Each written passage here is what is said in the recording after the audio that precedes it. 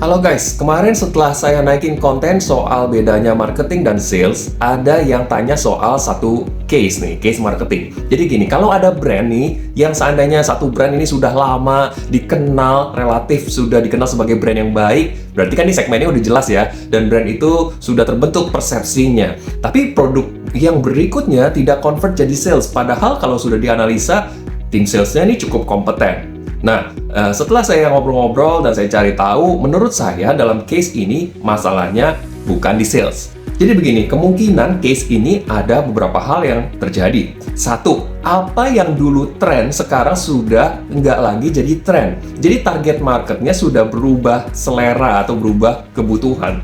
Kedua, dulu mungkin segmennya tebal, tapi sekarang nih tidak lagi karena faktor ekonomi makro.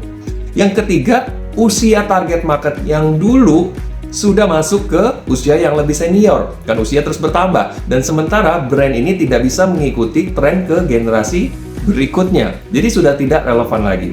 Nah, ini menarik ya case ini. Jadi ada beberapa hal ternyata walaupun marketingnya bagus, brandnya dikenal, leads-nya banyak, belum tentu jadi sales. Dan masalahnya bukan di sales, tapi mungkin kita harus mengubah lagi strategi marketingnya.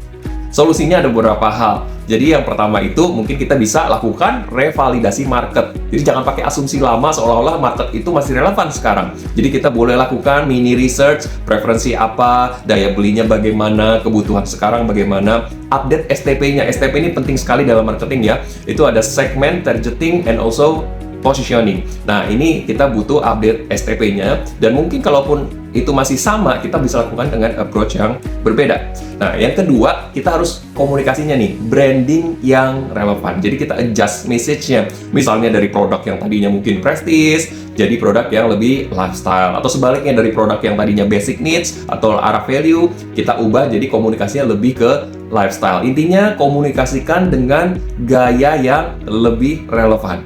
Yang ketiga, produknya harus adaptif juga, karena ini very powerful. Pada akhirnya yang dibeli customer adalah produk. Jadi sesuaikan nih fitur, harga, skemanya, misalnya untuk entry level atau masuk ke higher level, atau mungkin kita bisa jadi menambah satu varian baru yang lebih relevan dengan market tanpa merusak brand yang utama. Ya, ini ada beberapa opsi, tapi kita terbuka sama komen-komen dari teman-teman semua. Coba ceritakan di kolom komentar apa yang jadi masalah marketing atau penjualan di bisnismu. Salam sukses!